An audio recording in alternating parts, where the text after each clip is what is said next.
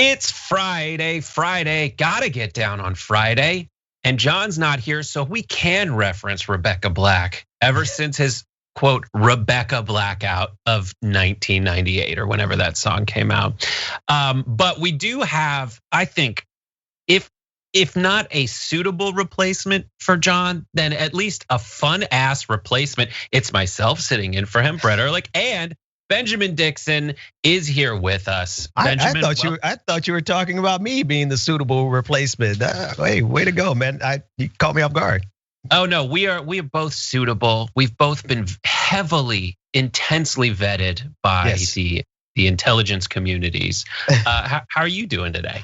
Man, I'm doing great. It's Friday, it's the weekend, and I know what I do for a living is extremely fun work and a lot of eyes of a lot of people, but I am so glad to not talk about politics tomorrow. I am ready to talk about it today, though. Oh yeah, we do have politics. I was like, oh my God, because the happy half hour, the show that I do that we should have you on is mostly non-political. So I was like, oh God, I feel like I put together some political stories. Thank goodness it's John's show. It is the damage report. It is explicitly about what is wrong. But we do have some fun planned for everybody. We're really, really excited about it. And I do want to say to Zane Reve said no hot mic Friday, Brett, ?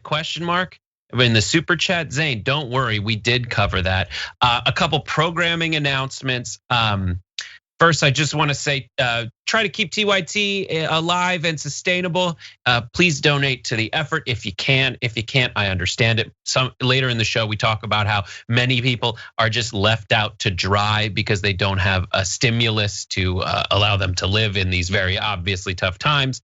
But if you do, tyt.com/go keeps us sustainable. Also, later today, happy half hour, Judah Friedlander, stand-up comedian, watch his Netflix special. He's gonna tell you how you can watch some of his exclusive Zoom stand-up shows that are happening now. He's on the show. We talk about the sunken boats. We talk about all kinds of stuff. The gender reveal party that set fire to most of California.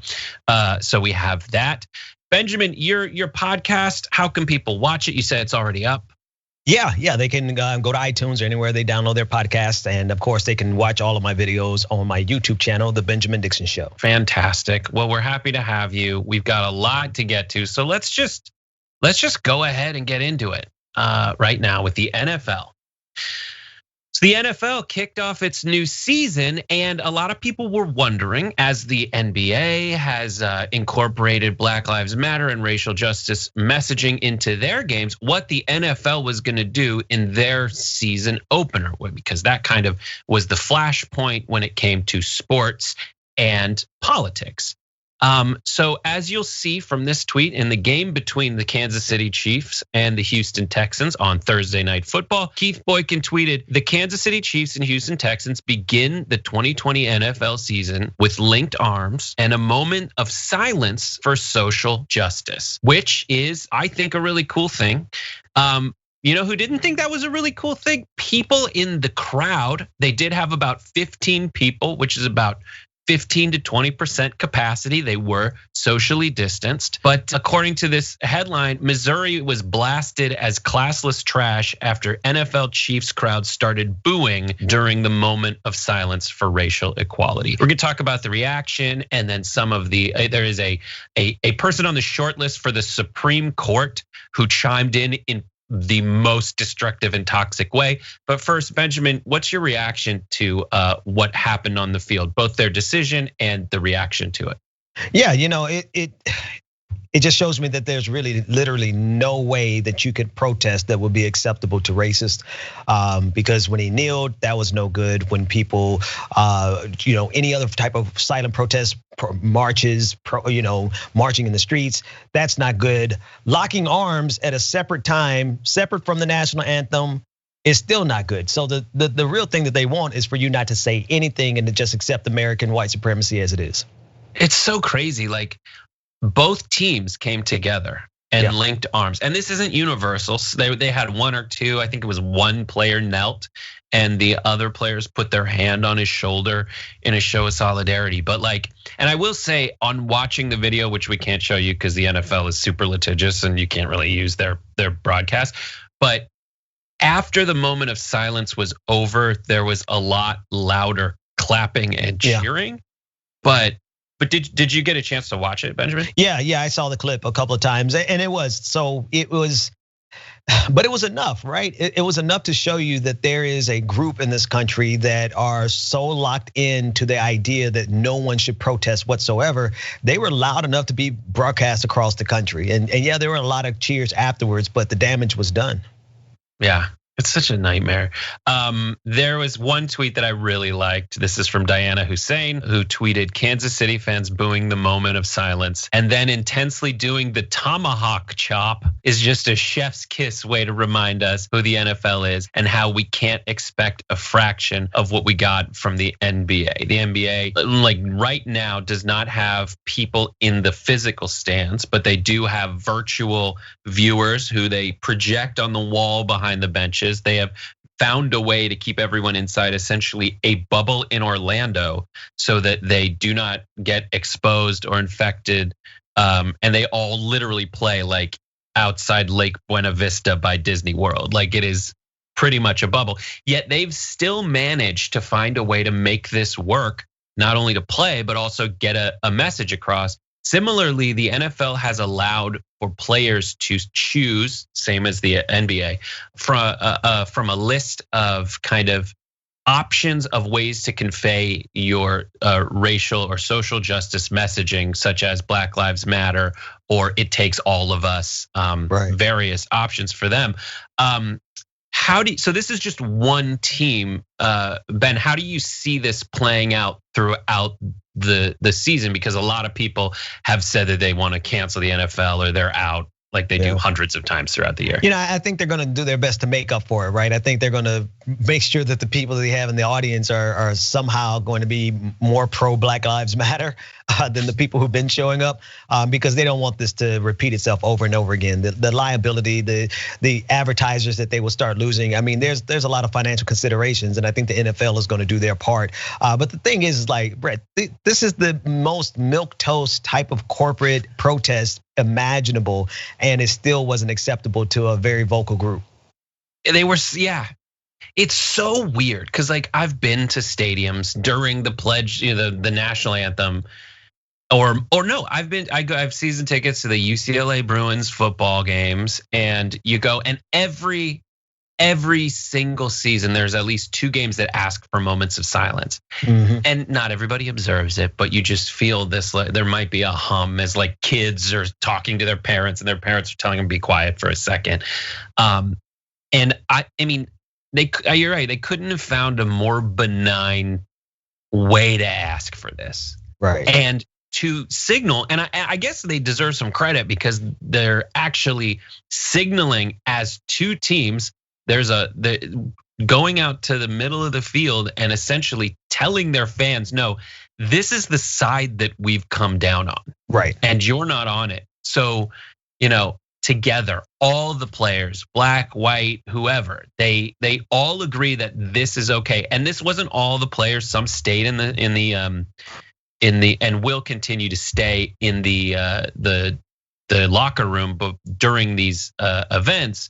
But I mean, I can't think of a more benign, constructive, unifying way to do this. But I guess some people are never satisfied. Exactly. One person who absolutely wasn't satisfied was Josh Hawley, who is a Missouri congressperson and on the short list of people that Trump released to potentially win America's next top Supreme Court justice. The reality show, he tweeted this in response to a headline from, I think, Raw Story. Classless trash, the left wing showing their usual contempt for middle America. Missouri has the best fans in the country. Don't blame them for being tired of NFL/corporate woke politics jammed down their throats.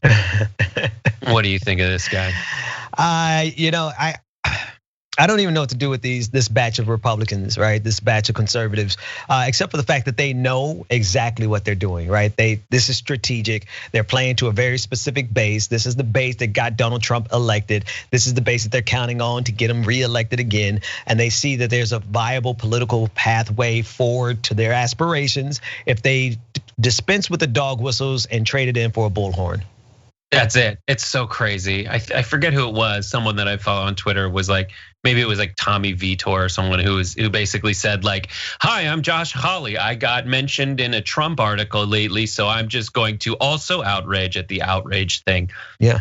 This guy Josh Hawley, who always, like many conservatives, says that there is a huge movement against freedom of speech in America, is going against the like compromise approach taken by the NFL to voice their own opinions. And yes, he's coming out against this, but he's like, we're done with it. No, you're against freedom of speech.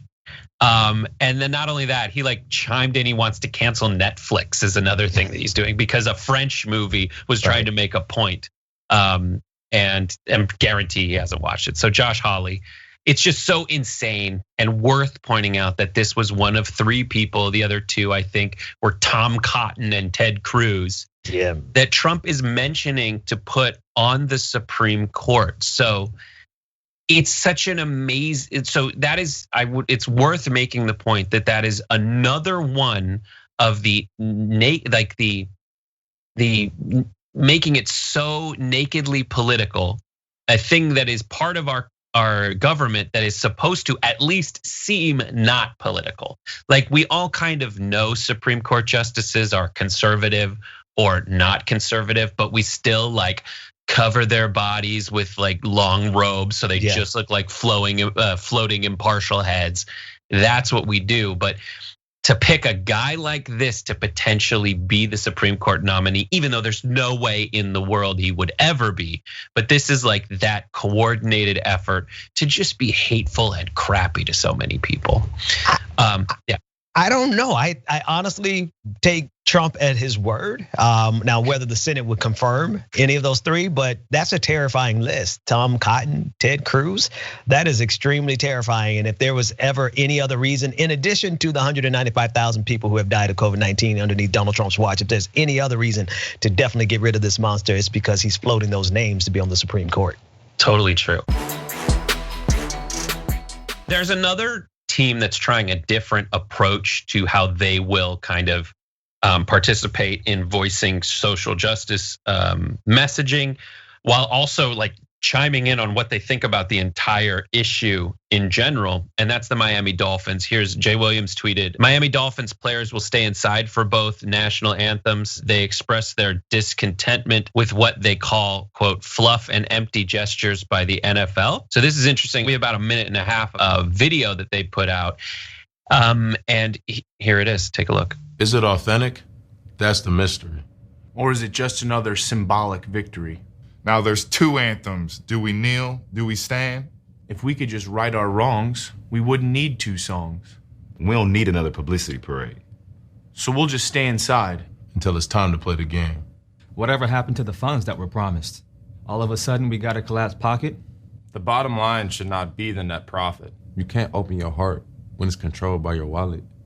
Decals and patches. Fireworks and trumpets. We're not puppets. Don't publicize false budgets. Ask the pundits and we shouldn't have a say. If you speak up for change, then I'll shut up and play. If we remain silent, that would just be selfish. Since they don't have a voice, we're speaking up for the helpless. It's not enough to act like you care for the troops. Millions for pregame patriotism. You get paid to salute. Lift every voice and sing. It's just a way to save face. Lose the mask and stop hiding the real game face. So if my dad was a soldier, but the cops killed my brother, do I stand for one anthem and then kneel for the other? This attempt to unify only creates more divide. So we'll skip this song and dance. And as a team, we'll stay inside. We need changed hearts, not just a response to pressure. Enough. No more fluff and empty gestures. We need owners with influence and pockets bigger than ours. To call up officials. And flex political power. So that's their message. I will say my personal reaction is I hate spoken word in general, but I also hate musicals. And like as they continue, I always find myself going like, all right, this is fine. This is okay. It's just me. I have some weird block against it. Ben, what do you think? I actually agree on the spoken word part, especially when they are not. Anyway, I'll give them the break. I'm gonna give them the break because the message was actually dope. The message was absolutely dope, and I would be a jerk to judge them on the quality of their delivery because what they said was so true. Especially the one who said, "If my dad was a soldier and cops killed my brother, would I stand for one anthem and not for the other?" That was fire, and I think the message is true. Like I think they're hitting to the core of it. It's corporate, it's feigned, it's contrived. It's not going to bring any real change. It is something. So I at least appreciate the struggle between the something the NFL is trying to do and what these players just put out. Yeah. And I've watched Hard Knocks, so you get to watch two teams this season. I'm sorry if you're not as into sports as I am, but I'm very into it. So I watched like 5 of them yesterday. Anyways, and not to belabor it, but you get to see these teams have real conversations. Yeah. And that takes it to the next level. And if you're wondering about the 2 anthems, they are not only doing the Star Spangled Banner, but Lift Every Voice and Sing. And so they're doing them back to back. And that's what they were talking about with the 2 different anthems.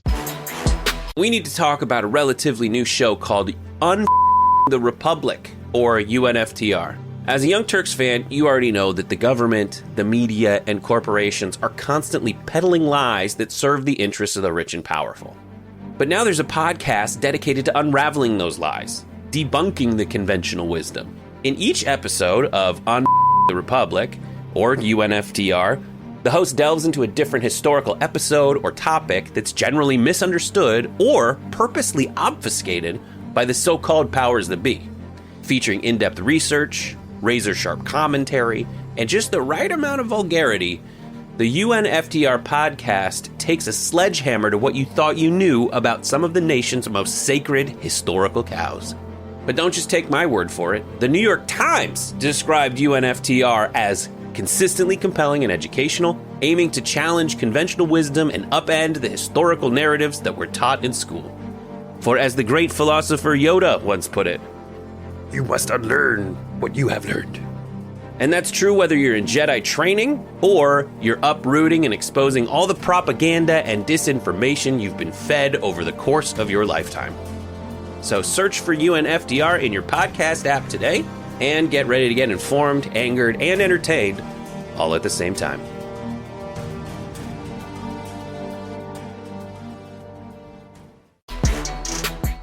Rudy Giuliani is America's mayor, or at least he was until he started going to Ukraine to try to find ways that they were cool and America sucked. Anyways, Rudy Giuliani was asked by Maria Bartiromo how America has changed since his mayoral overseeing of New York since his term.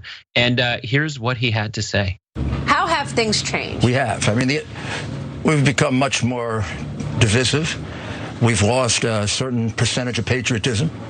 There was no, I don't remember anybody taking a knee back in 2001, ever.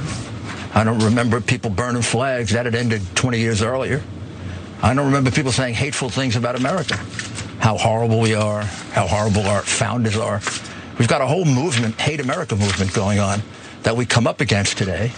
We even have 2 different ceremonies because the other group is not reading the names. They're playing a recording. We have to remember it too, Maria, because it's not over. This isn't Pearl Harbor. Yeah. It isn't Appomattox. You know, those are over and we're friends now. These people still want to come here and kill us. And we're defunding the police department that protects the #1 Islamic terrorist target in the world.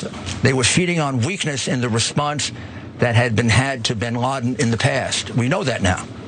Can you imagine the weakness they see now with our police being humiliated they want to do away with our police department? The closest thing I can see, which that is like the pivot that he makes with the aid of a dumb tool, is like the pole vault. He's like running as fast as he can, and he needs to somehow connect 9/11 to people kneeling during the NFL. And rather than being all of America's mayor, it seems like Rudy Giuliani has decided to be one of the two Americas, I guess, demagogue. What do you think about that? Yeah, no, that's exactly right. Like, they are all taking after Donald Trump. Donald Trump certainly is concerned himself with being the American president for all of America. But I do want to say something like the ridiculousness of all of this. The Department of Homeland Security just said this week that white supremacy is the leading threat in this country, and they expect it to be so through 2021. Now, I remember 9/11. I remember where I was. I remember my brother was downtown. He had to get underneath a car to survive the towers falling. And I remember that evening, I had this overwhelming sense of nationalism and patriotism as these big pickup trucks drove by waving the American flag. And if you bring it to 2020, those same pickup trucks now, they represent a very clear and present threat to all of America. So I don't know what Rudy Giuliani is talking about in terms of reality, because the reality is who he's trying to represent is the real threat in this country. Yeah, and I would say that like there's so much wrong with what he said. The idea that no one was saying they hate America. Like everyone, there are many people around the world who say they hate America. That's not new. He says that this is not Appomattox. Which is like the end of the Civil War. We're friends now, the North and the South. And tell that to the people who still fly the flag, the Confederate battle flag. Exactly. That don't want to be, that Reconstruction failed. Reconstruction was abandoned because it was too tough to make white people be nice. That was it. And they just left the South behind to be like, I'm sorry, we fought a war, we're done with the war. Those former slave owners are super cranky, and it's just easier this way. So good luck. Like that is the legacy of the South. What is he talking about, friends, now? And also, like, this is your opportunity to make us all friends. Like, why is there, like, he is very obviously hitched his wagon to Trump's cart, which is essentially deciding explicitly to divide America, not to talk about ways we could be better together, not to talk about ways we can overcome the obstacles that are very obvious to anyone who just looks around. And that's what's so frustrating about it to me. And the seamless conflation between the people who struck us on 9/11 and Black Lives Matter, right? He tied that together as if it's one and the same. And that just speaks to you, to the fact that he sees it as us versus them. And no matter who the them is, if they're not us, they are their enemy. So crazy.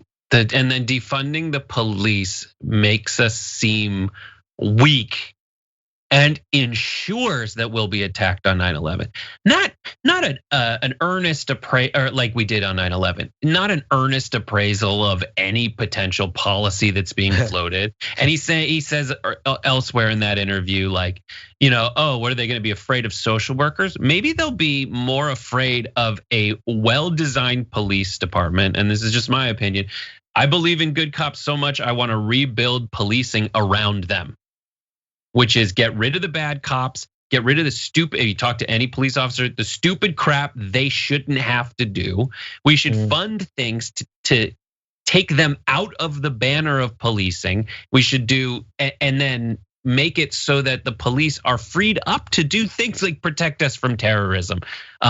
It is weird that they would say that essentially, and then he completely abandons like any intelligence efforts abroad to find out what they're doing. Like that's under the umbrella of the NYPD. You know what the right in any foreign country, the belligerent right that would love to go to war with us, it doesn't matter what country you find, you're gonna find that faction. You know what they really fear would be American imperialism getting out of their backyards, because then they won't have anything to demagogue about inside of their own nation. So American imperialism is what gives the far right in any country the ammunition that they need to foment terrorism. So if they really wanna talk about how we protect ourselves, let's talk about contracting American imperialism. Right, yeah, as they say, yeah, just throw some more money the military's way, that's fine. And please don't look into what they're doing with it. Exactly. Yeah, And plus the listen, if you so much as say anything about military budgets, you're evil. You hate the troops. Trump is out there saying that they're losers, and I like people who weren't captured. Something that's on tape, and it's fine. He really does support the troops because he does. Look at all the photo ops he did with them. Donald Trump is a strong man.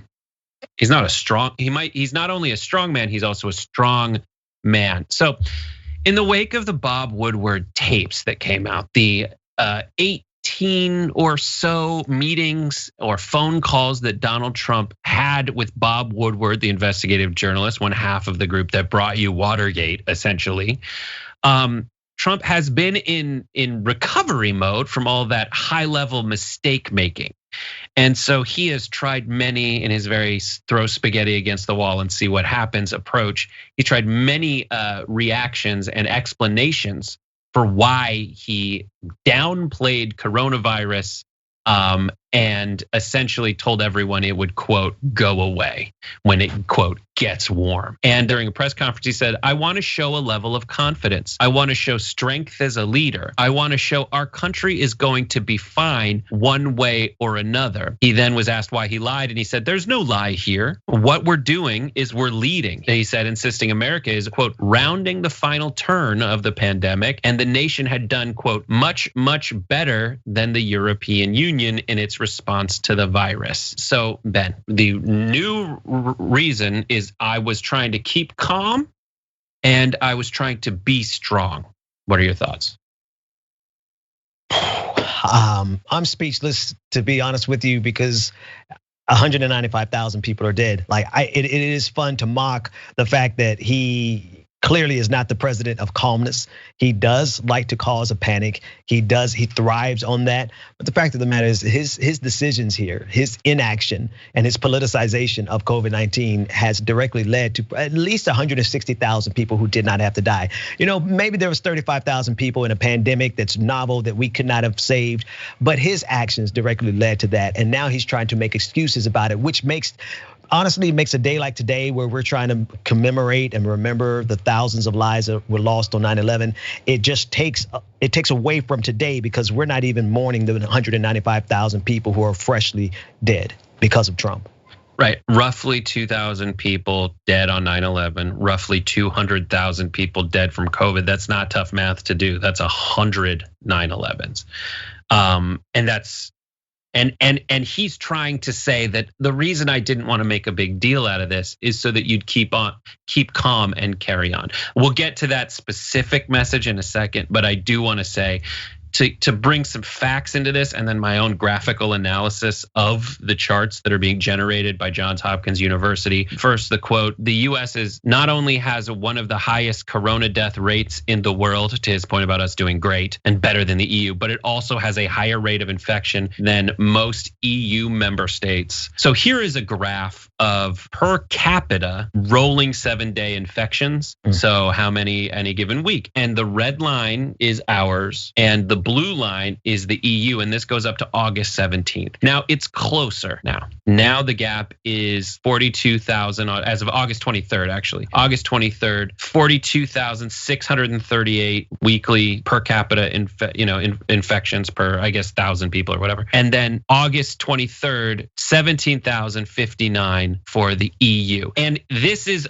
much closer than it's been in a while. And I do want to highlight the gap between those two as Trump tries to claim credit for saying that it's coming closer. Oh, I've highlighted, this next graphic is me highlighting the failure gap. That is what it should be called. This is the gap of failure. There are more people in the European Union. They knew about coronavirus about when we knew about coronavirus, and they were able to keep it down. And people in those countries have gotten back to some sense of normalcy, which is why the rates are going up. But they come together and they take actions. And to make this more solid in everyone's mind, what the failure gap is, I did some kind of graphical analysis and expanded on it. So we'll go back to this graphic that we had. If you fill in and then flip it over, you'll see that the failure gap is explicitly Donald Trump's hairstyle. And that's an easy way to remember. The failure is unique to Donald Trump all the way to his stupid hair. Incidentally, I will add it is also the shape of Kentucky. For those of you who need a graphic reference, and those are the two, Mitch McConnell and Rand Paul. One is advocating for an emaciated stimulus package we'll get to in a second, but also the other voted against even the smallest stimulus package. Ben, what do you think? I think you have a passion for graphic design, but I really appreciate the graphical analysis of it. I will never forget that gap is a result of Donald Trump, which is true. Right? I'm going to try to shift and be serious here for a second. But it really is something. If Donald Trump is able to get away with the fact that he is responsible for so many deaths, if we can't hold him accountable for that, then we're not going to be able to hold any president accountable for anything ever again, because we're talking about 195,000 lives. And to him, this is just a news cycle that he has to survive.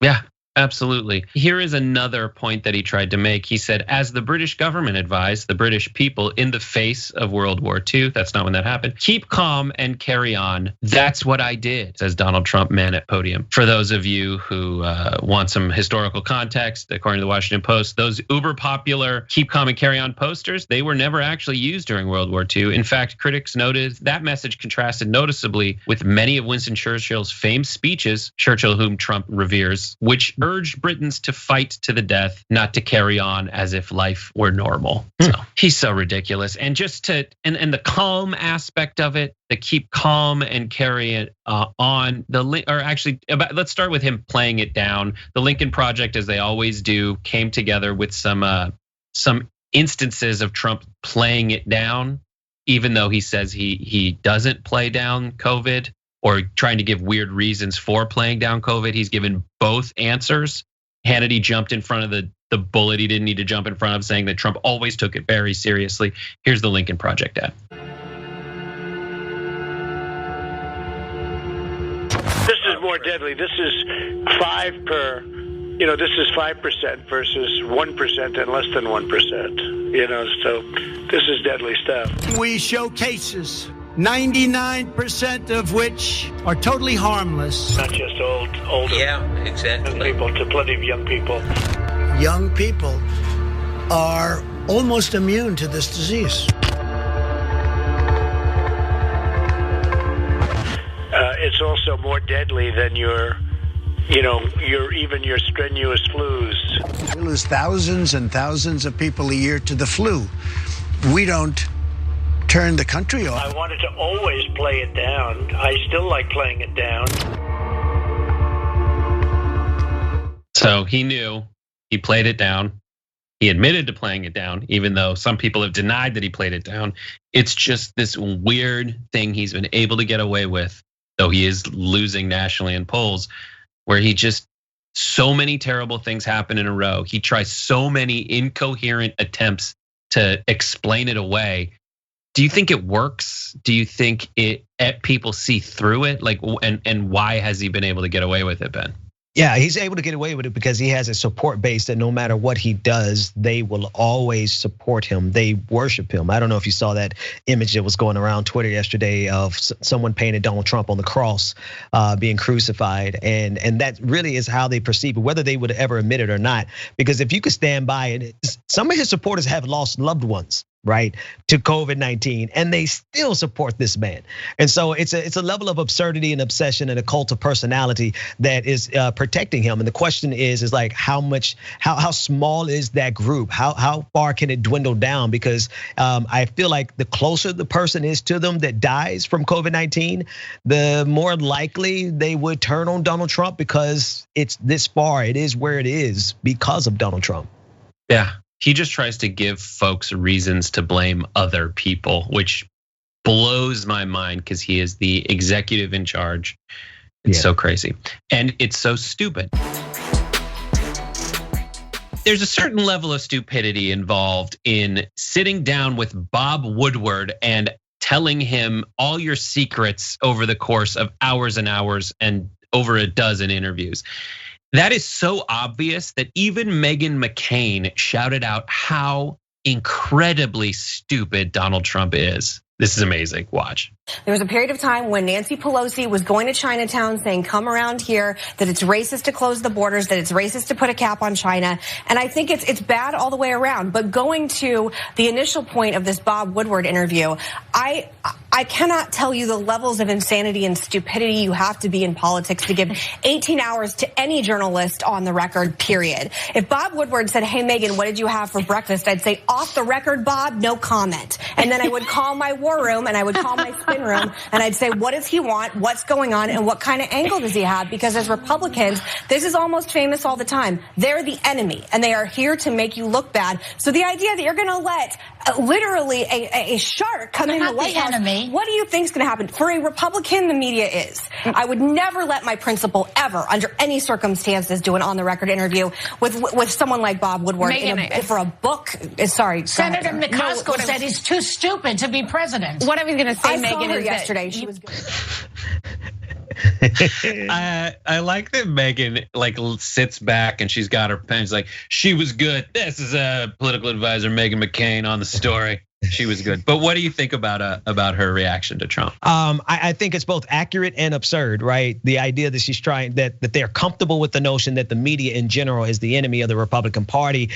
Then what's the problem with the Republican Party? Granted, we do have some pretty crappy media, but that's not all inclusive. Some of them are actually out there trying to report the truths. And so for her to be so definitive about the fact that the media is the enemy of the Republican Party, then we need to be clear what that means. That means the Republican Party is the enemy of the truth.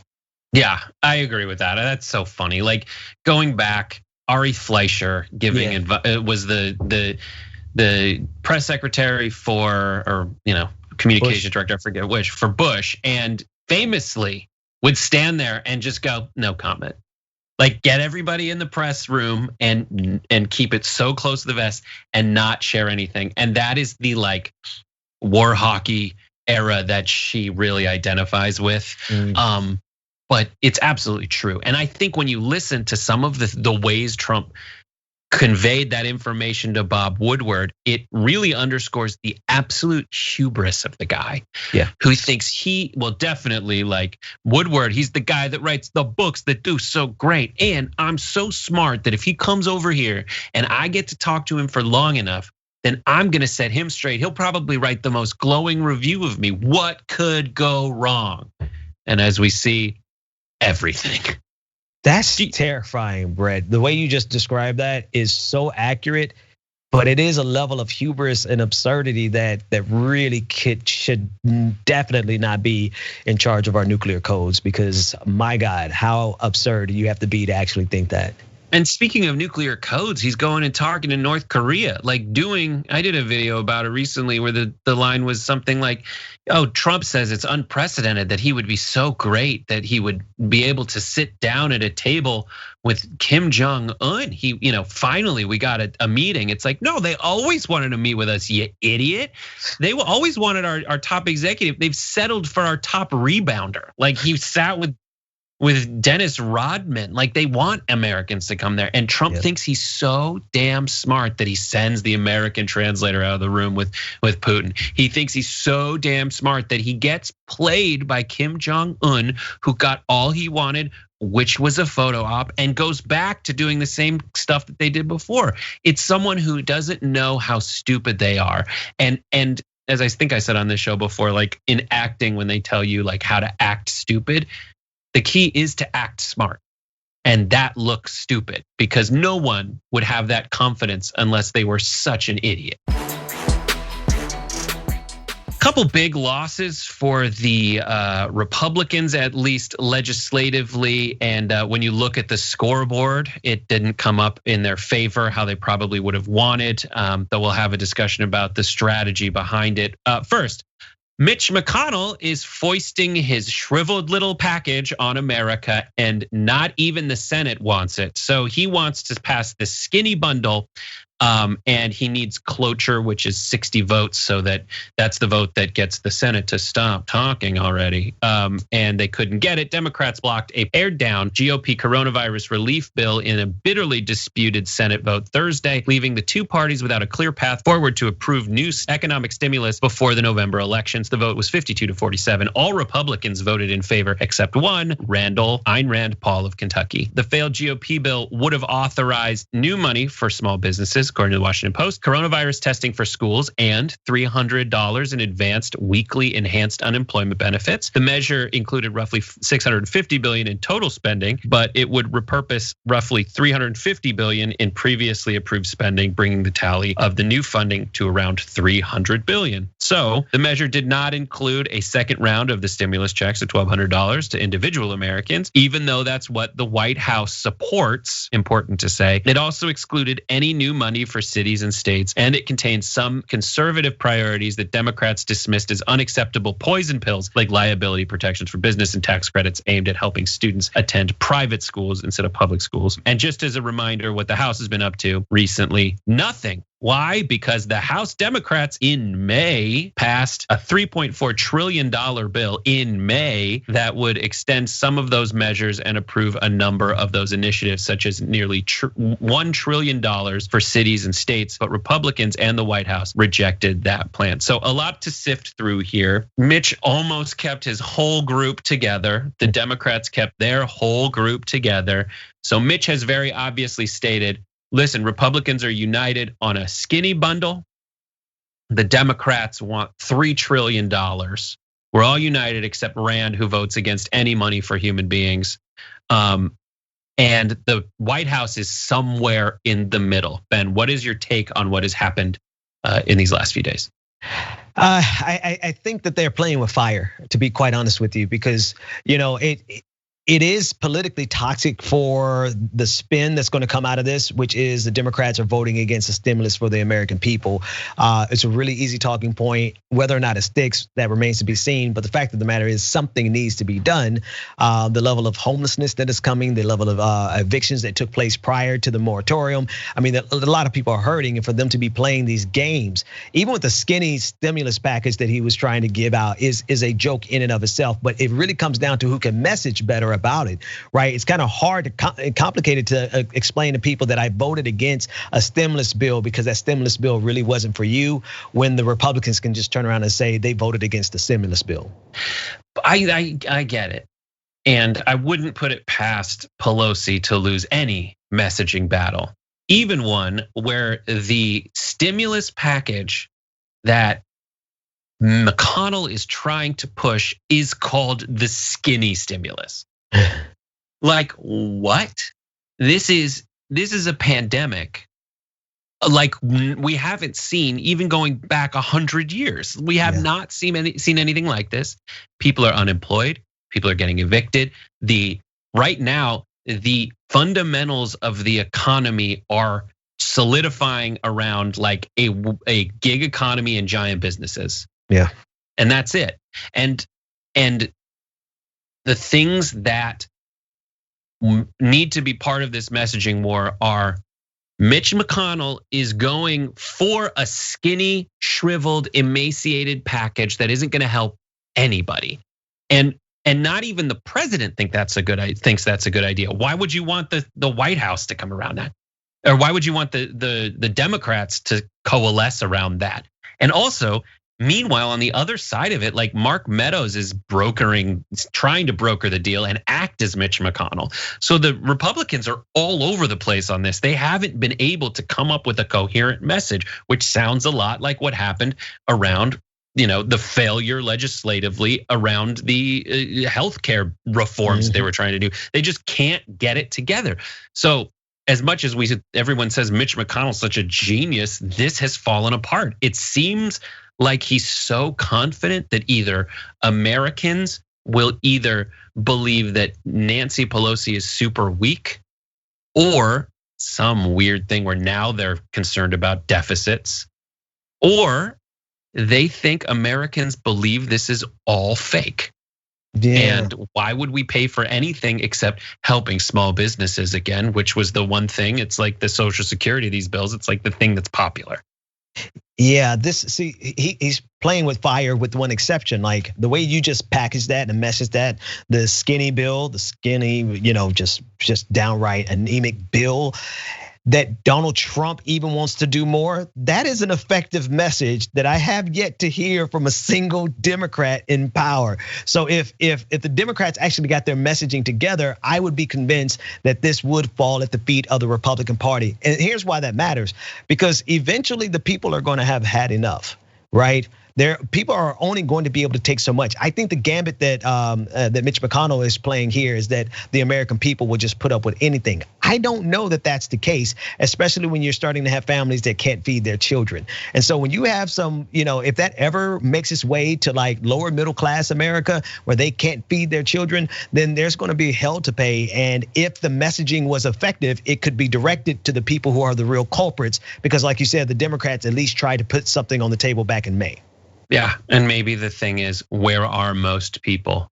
I will say that they're in cities, and maybe this leads toward them actively trying to sabotage economics within cities more than they've been sabotaged by coronavirus. If things, what's the worst that could happen? And one of the things that they fought against in this bill that is not included is money for states and municipalities. So essentially it goes to like a discretionary decision for the Trump administration. They will funnel money to states, Republican states, and they'll just withhold any kind of federal funding program anywhere else they can, because Trump doesn't care to understand it or really appreciate the like constraints on him legislatively and judicially. It's crazy. A trio of federal judges in New York City told Trump he could not go forward with his executive order to make sure that he gets a list of only the American citizens. So a trio of federal judges in New York on Thursday ruled that President Donald Trump's order to exclude undocumented immigrants from the census count was unlawful. Trump's July memorandum, to remind you all, claimed that the undocumented immigrants should not be counted in the census for purposes of deciding how many members of Congress are allocated to each state. Trump's July order did not change who would be counted in the 2020 census, which counts every person, but rather directed Commerce Secretary Wilbur Ross, who I think he took this job after he lost the job as Crypt Keeper in HBO's series, Tales from the Crypt, whose agency oversees the US Census Bureau, to provide the president with a count of the entire population and a second that excluded, quote, aliens who are not in a lawful immigration status. So they stopped him from doing this. Benjamin, what do you think? I think it's the symbolism of it that he wants to go after more than anything else. So this is a loss, and it's a victory for us, a loss for his side. But the messaging is what he's going after. He wants to continuously pander to that particular part of their base that seeks this type of xenophobia, right? And so win or lose, in a way, he still wins because this fuels his base in a way that maintains his support no matter what he does. But we can't negate the fact that this is a victory in terms of counting for the census. Yeah, it's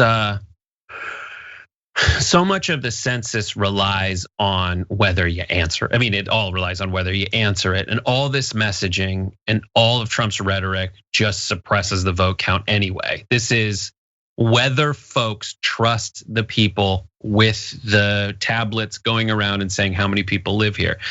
In a normal setting, even with undocumented immigrants or even lawful immigrants who are just skeptical of the Trump administration for good reason, because there have been people who are here lawfully who have been sent to their countries of origin, and we only later find out that happened. This, as you say, like just intimidates people and suppresses the count and is giving people in the Trump camp more reasons to go, yeah. But I will say, if you do look at the 14th Amendment to the Constitution, what he did is very obviously wrong. Right. And I quote, representatives shall be apportioned among several states according to their respective numbers, counting the whole number of persons in each state, excluding Indians not taxed, just to give you a feeling that it was actually written when those 3 amendments were passed. So like, yes, it is. It still has some weird language about Indians not taxed, but yes, we don't apportion people. There's a couple points about this. We don't apportion representatives based on how many citizens are there. We do it based on how many people are there, because you have to get enough resources and represent enough resources for what is happening in that area. And that's just how we do it. And if you're gonna say you're an originalist or you will go with the text of the Constitution, can't get more explicit than the word persons. And if you're like, well, they meant something, otherwise they would have said differently. Then they do exclude. There is an enumerated list of those excluded from the count, and it's just Indians not taxed. That's so crazy. And the other point about it is there's already so many other ways they cheat. The gerrymandering. Yeah. And that's kind of hinted at in this decision, where the judges essentially looked at it and said, hey guys, you want to know something? This is going to last 10 years and we just cannot allow you to do this right now with this weird last minute flex, because it will be 10 years that this affects.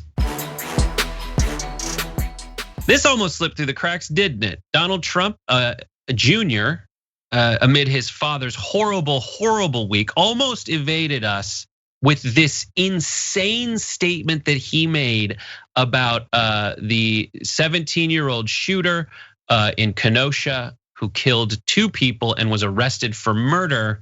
Here is the conversation that he had with Extra. What are your thoughts on Black Lives Matter and the movement that's currently going on in the country? The phrase Black Lives Matter is obvious. No one in America, says anything else. Yes, they are. We can say, no one that I know. But why hasn't the Trump administration or President Trump condemned what happened in Kenosha with Kyle Rittenhouse coming across state lines and murdering 2 people and injuring another? We're waiting for due process. We're not jumping to a conclusion. If I put myself in Kyle Rittenhouse, maybe I shouldn't have been there. He's a young kid. I don't want 17-year-olds running around the street with AR-15s. Maybe I wouldn't have put myself in that situation. Who knows? But we all do stupid things at 17. But again, I think we have to. Beyond stupid. Really stupid. Fine.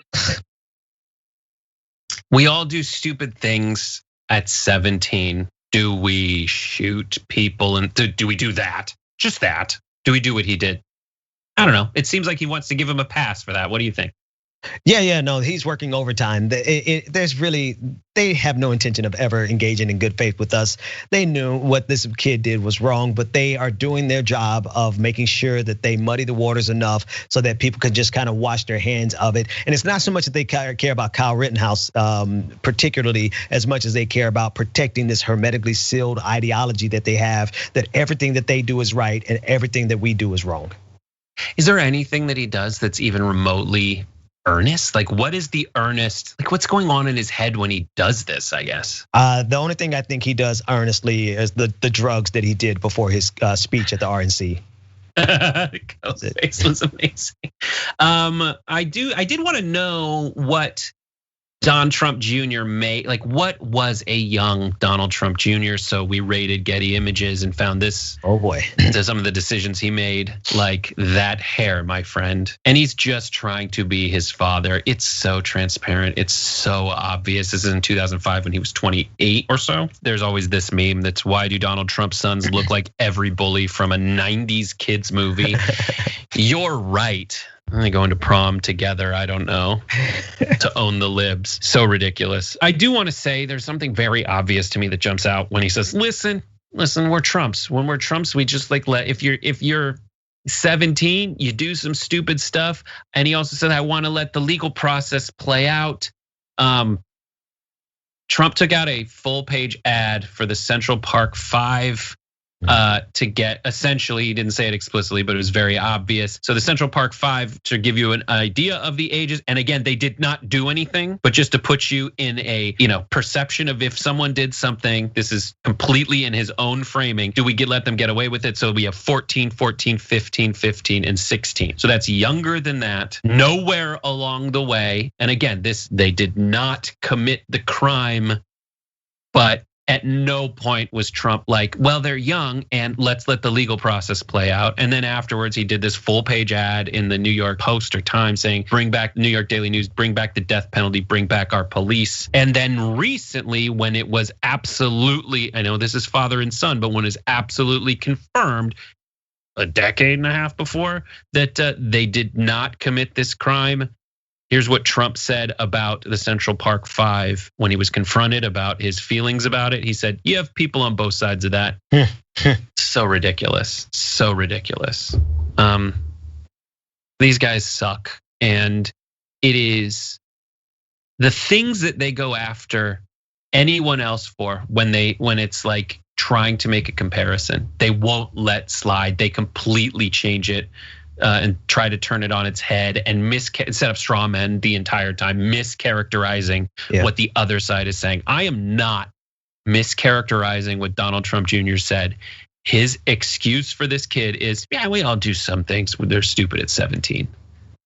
Some people don't have the luxury of having the president of the United States excuse them because they're like white idiots who thought this would be fun. It's Friday, and just because John's not here doesn't mean we can't take out the trash.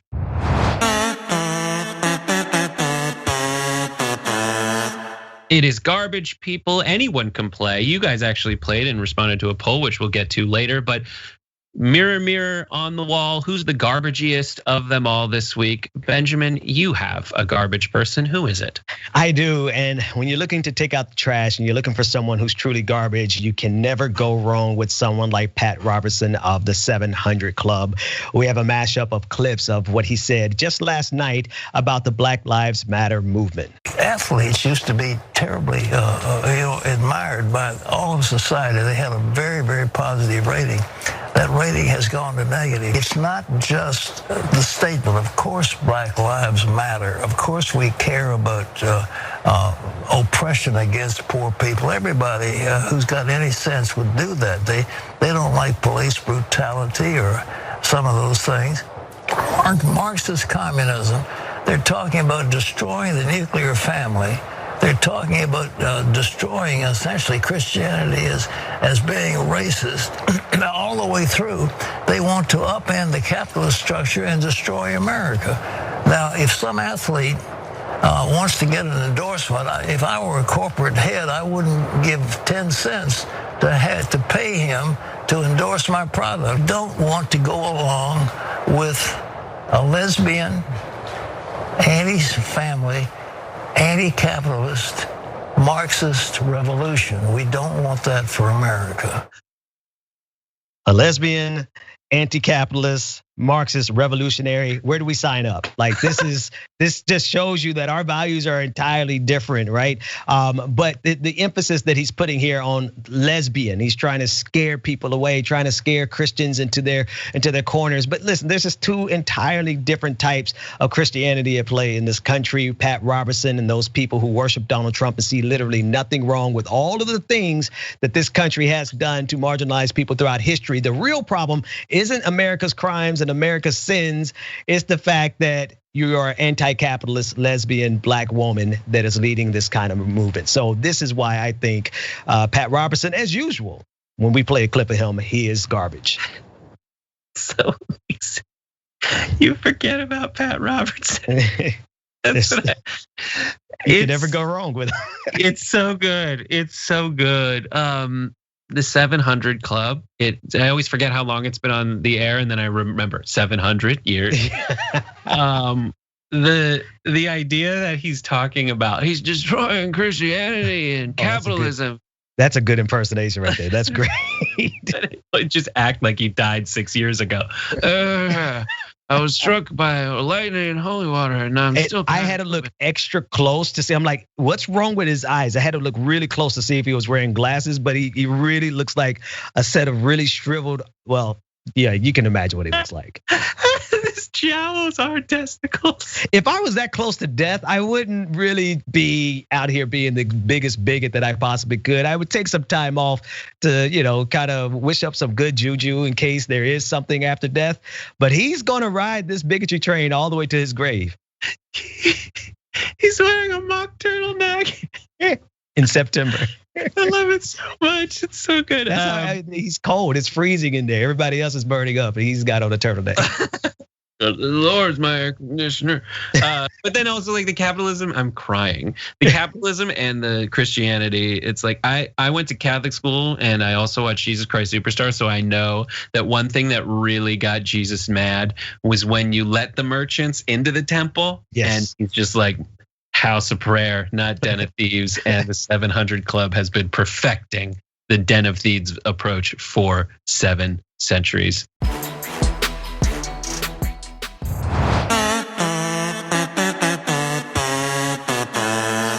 My garbage person, however, I would like to thank Trashy Plays, our moderator on Twitch, for Trashy is great. Trashy gives us so many things. And one of them is this. There is a police officer who is in Pittsburgh somewhere. And my interpretation is this is outside a synagogue because of some of the context clues I've gotten. But there is a very obviously, and this is just on Reddit, but it's an amazing video. There is obviously a protest nearby, and this police officer has just been told that by someone that it is offensive to wear a thin blue line mask at a Black Lives Matter event, and just was told that, and then this happens. Turn around, put your hands behind your back now. Okay. Now. Okay, behind my back, sir. I've not done anything. Yeah. I've not done anything. She has you on camera right here. I don't care. Camera. All I said was that it was disrespectful to have that. And then I told you to walk away, didn't I? Yes, but I committed then I asked you for your ID. I committed no crime. If I tell you to walk away. If I committed a crime, I would love to give you my identification, but I didn't do anything wrong. Is he under arrest? If I tell you to give me your ID, you give it to me. Under arrest. Hey. Why is he under arrest? Dude, can you please tell me? I know this kid since he was 3 years old. I don't care. Okay. Can you please tell me what I'm under arrest for? No, would you sit down? Okay. Get down on the ground. Can you please tell me what I'm under arrest for, sir? Failure to disperse. Sir, you should be very careful what you're doing now. There is no reason for you to have me. You should be careful what you're doing. I can't hear a word you're saying. I'm saying you should be careful what you do now. Sir, I did nothing wrong. Okay. Even if I was wrong about your mask being disrespectful, that's not a crime. 349 Alpha 2. Sir, I did nothing wrong. Please tell me what crime I committed. The crime, and it's not my thought, it's Jank says it all the time. The biggest crime you commit is disrespecting a police officer. And he just lost it because he was told his mask is not appropriate. And that's it. And then the guy didn't leave when he was told to leave for what was very obviously like just a grudge. And then that happened. What do you think? I actually think you win, and this is why your guy is more garbage. It's because Pat Robertson has consistently been garbage over 7 centuries, like you pointed out. But this guy, he's new on the scene, and he needs the spotlight shined on him because that clip is absolutely ridiculous. But it does kind of encapsulate what it is to get involved with the police. And like you said, Jenks says, if you make the mistake of ever disrespecting the police or making them feel like the little insignificant people that they actually are, then you could find yourself very quickly on the wrong side of the quote unquote law. Yeah, and that was it. And so crazy. I thank you for saying that I won, but you very clearly won. That's very obvious. But let's toss it. So that's my garbage person. What did you guys think was your garbage person? We did a poll, and if what's past, if history repeats itself, thousands and thousands of people voted. 7,000 people voted. Garbage day is upon us. Our viewers have clearly stated, and this is frequently the case when Trump is on the list, Donald Trump for downplaying COVID when he knew the dangers, 71% of you. William Barr Francis Brennan for mocking Biden for visiting his son's grave, 12%. Kayleigh McEnany for lying every day to the American people with 10%, and Billy Barr, our attorney general, for refusing to acknowledge systemic racism, also taking up the case of defending Trump in a civil case. Yeah, crazy. Yeah. I'm just curious how in the world John gets that many characters in his polls. Like my polls have to be like 40 characters. He has like 100 in each line. So that must be some blue check privilege that I don't have. Yeah, John is just dripping with blue check privilege. And we'll never know. We can ask, but we'll never ever know. One thing I know for certain is I had a great time on the show today with you, Benjamin Dixon. Tell people how they can find out more of what you do. They can find out more of what I do by going to my YouTube channel. It is a burgeoning channel. It's almost brand new, even though it's 6 years old. Go subscribe to my channel. Help your boy out get over 50,000 subscribers. Fantastic. Everybody do that. So thank you for joining us. We're gonna say goodbye to you now, but then everybody else is gonna stick around and we'll do some viewer comments. So thanks a lot, Ben. Take care, everybody. Awesome. Okay. This, I'm pretty sure I know what John does at this time of the show, though lately I've been able to stick on afterwards, but frequently he just hangs up on me like mid-sentence, and it's the worst feeling in the universe. Now I know I can just click the hang up and it won't affect the show. It'll be totally fine. But he doesn't get to hang up on me. Thank goodness. All right, let's go through some Twitch stuff. I don't even remember what I said. So let's do some Twitch. Juvan Miranda has resubscribed for 3 months. Kelly June has resubscribed for 2 months. Look at you guys, so happy to be part of TDR and TYT. Thank you. Remember, you get emotes and all that stuff. If you ever have ideas for emotes, let me know on Twitter or whatever. And then Sundays, I frequently go through and kind of hang out with you guys. So we did that. We read Bad Rongo's horrible masturbating imagery. So thank you so much. Ozil84 said Brett looks really handsome today. Correct, scientifically. I think I'm crushing on him. That is exactly what's happening to most of you. CA, here's things I should have read earlier. CA70s and 2 meter troll says, hi, Ben. I hope he did feel all that love. I certainly did. So does Thad Thick. Fairy Cat 55. The whole reason why I subbed to TYT on Twitch is because I retained my job during the pandemic. So I figured, why not pay it forward? Thank you, Fairy Cat. What else do we got? Uper says, I keep seeing commercials about bringing sports back to our schools. How about art, music, etc. back? Good thing, good point. Cranky Bookworm, Brett, you're amazing on an irregular basis. Well played. Snestley Wipes. Rudy looks more and more like he's made of dough with each passing week. I want to say something about Snestley Wipes.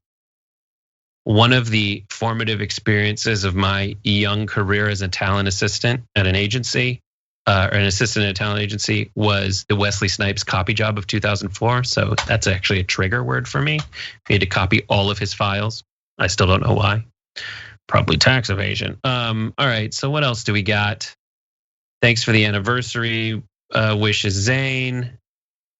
Pixelated Pix gave super chat saying, not passing a bill to fund local governments is defunding the police. Good job, GOP.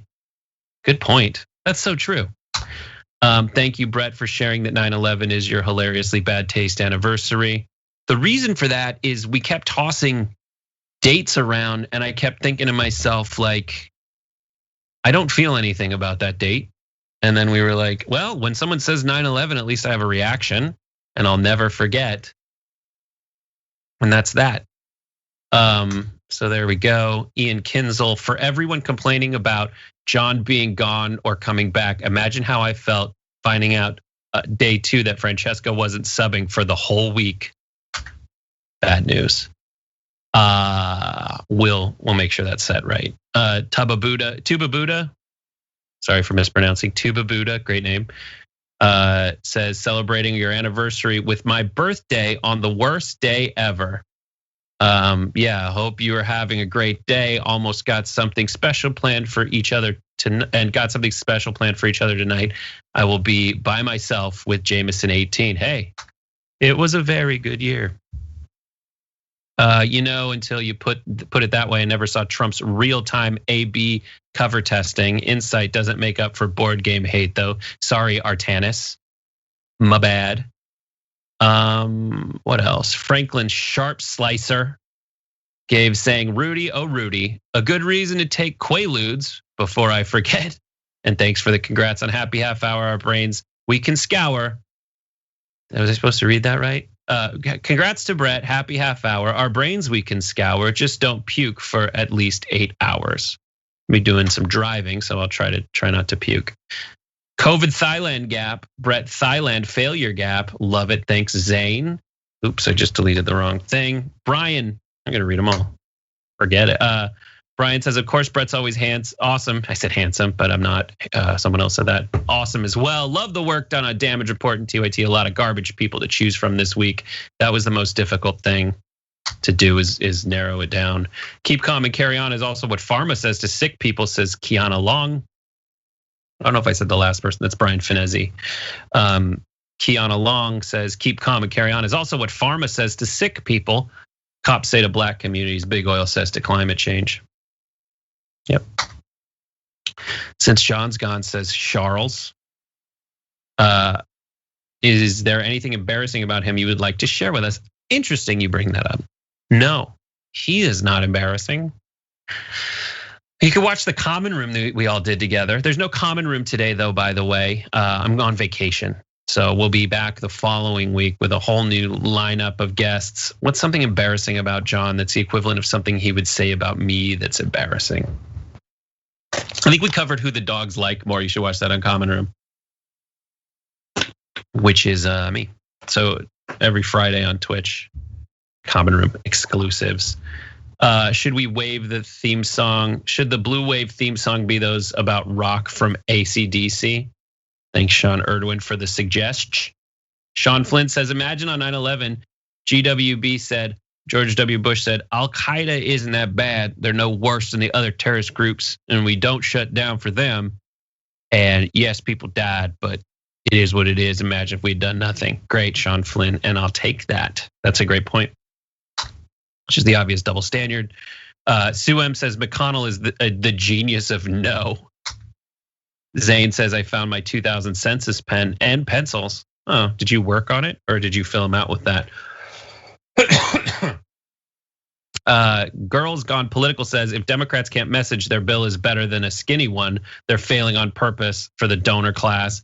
This should be a home run. Well, I don't think they're failing on purpose. I think they can win. It's just I want Nancy Pelosi to do anything in front of a camera well, and she never has. The only thing that's happened that's good when Nancy Pelosi's in front of the camera is Trump essentially telling the two of them that like I own this shutdown, but she just sat there and let it happen. Why is it? I'll do Zoom chatting anything ever. Thanks, Charles. Rodney Fong says Trump has dumb things. We are still waiting for due process for all the dumb things. Feisty fan writes in saying, I'm struggling. I lost 4 friends to COVID-19. The flip-flop between rage and just despair is seriously messing with my head. I'm sorry, Feisty fan, that sucks a million farts. And that's how I cope with tragedy, saying the word fart and try it. But I do want to say that sucks a lot. And hopefully what we're doing is fighting for you as a way to kind of make it through all this horrible, no good, very bad stuff. All right, guys, I think that's it. I think I got Almost Handsome and Obi Mom and Imitation Asian. Yeah, we did all this. Semper Fire Dog. Again, Lithosh. Subbed tier 1. Lynn 53 subscribe. That's a 4-month streak. Damn. Pixelated at tier 1. We love you, Pixelated. That's 4 months. Youper gifted 2 tier 1 subs to the community. That's 39. Thanks, Youps. No, Youper super. Idiot. Skatari said that. Kelly June. Good God. All right, y'all. We were coming up with who we want to raid in all of this. We got some Thad Thick sending love to Feisty fan. People seconding. God, Twitch community is so great. We love you so much. All right, let's come up with who we're gonna raid on Twitch. Everything will be good. Adaris made a great point. I do want to say this, is McCain's father gave plenty of hours to journalists, but we know which journalists he could use. That's true. The McCain train was always, he would just walk around in it and talk to people. Like he was famous for having the most. That's a really great point. Brett, pick your game, man. Love you though. Pick up your game. I don't even know what I did wrong. Probably something terrible. Tweets. Yeah, that's it. All right, kids. Let's raid live streaming travel. We've got some Hasanabi recommendations, but that's it. All right, I'm gonna call it a day. Y'all figure out the raid, and then I'm getting the hell out of Dodge. So thank you so much for watching. The Damage Report returns Monday with Jonathan Matthew Idarola. His name isn't Jonathan, John Matthew Idarola, and we'll see you then. Thanks a lot, everybody.